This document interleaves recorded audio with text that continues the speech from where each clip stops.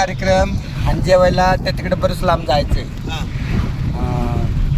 ते गाड्या बेड्या म्हणजे घेऊन जाण्याला महत्वाच्या लोकांना माझ्या खांद्यावर हात ठेवला. ते अजेंड्याला ठेवतो तो कार्यक्रम. आणि आपण पायीच जाऊ म्हणे.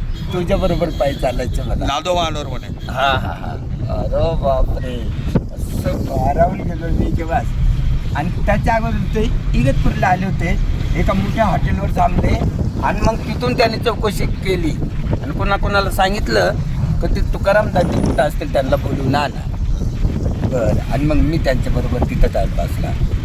ते इतकं साधेपणानं इतकं निर्मळ बोलणार. हा हा. बस. आणि हे बाकीचे आम्ही ना प्रकाश गोडके, शिंदे, सुरेश शिंदे,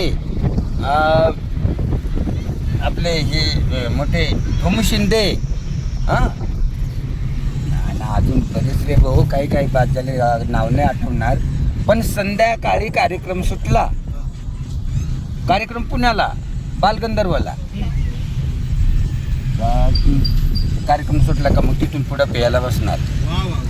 प्रत्येकाचा ब्रँड डायरेक्ट खांबाचा समोर. मग ज्याचे त्यांना आणलेलं नाही तिकडे ती नोट दिलेली अगोदर संयोजकांना. नाही त्यांनीच अगोदर विचारून घेतलेलं की तुमचा कोणता ब्रँड आहे, बाद लिहून घेणार तुमचं कोणतं आहे.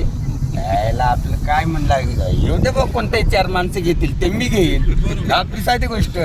आणि बाकीच्यांना मात्र परफेक्ट ब्रँड पाहिजे. आणि मग 12 नंतर कार्यक्रम चालणार आणि तिथंच कविता आणि तिथंच मोठ्या कल्पना.